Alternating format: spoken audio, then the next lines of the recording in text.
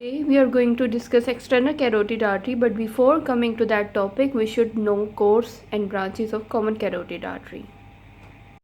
In this diagram I have drawn arch of aorta. This is ascending aorta, this is descending aorta. These are the branches of aorta: brachiocephalic artery, left common carotid artery, left subclavian artery. As it can be seen in the diagram that right common carotid artery is a branch of brachiocephalic artery, while left common carotid artery arises directly from the arch of aorta. Again, in this diagram I have drawn arch of aorta. These are three branches of arch of aorta: right subclavian artery, left common carotid artery, left subclavian artery. This is right common carotid artery, this is left common carotid artery.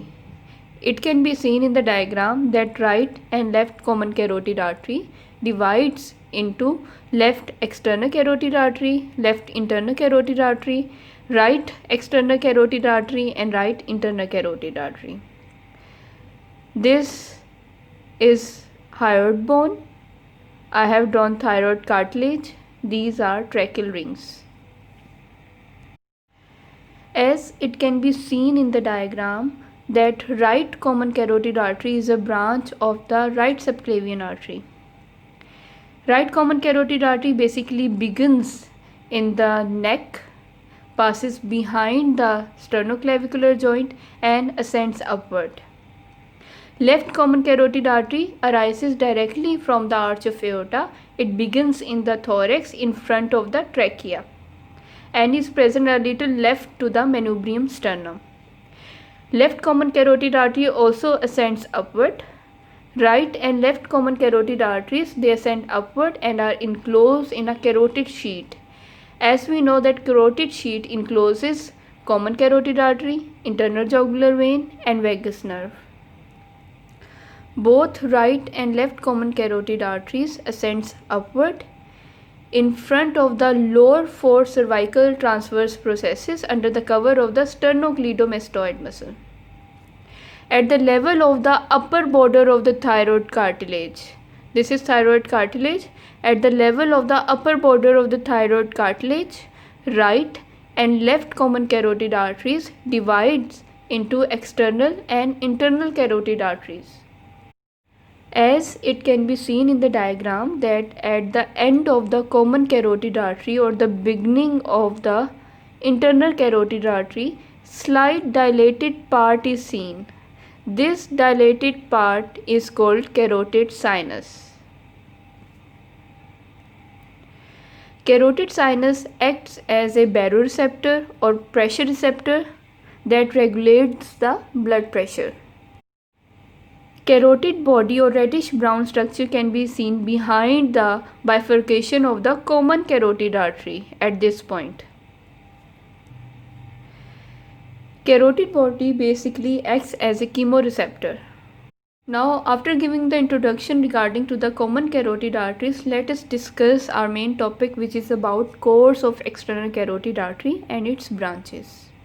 As we know that common carotid artery basically divides into external carotid artery and internal carotid artery.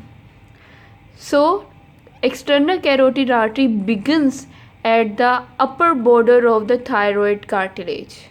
This is thyroid cartilage.